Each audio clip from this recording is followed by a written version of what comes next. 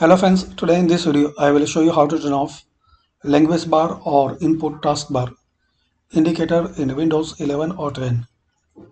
So firstly click on start, then settings.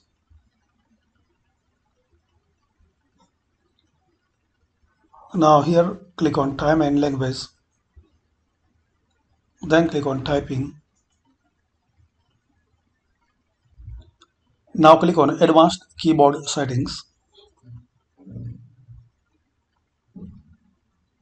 Now here guys you will see option use the desktop language bar when it's available. So in case you want to turn off and disable, so uncheck it. Just you have to uncheck this box. Use the desktop language bar when it's available. And once you want to turn on, so again check and select this box.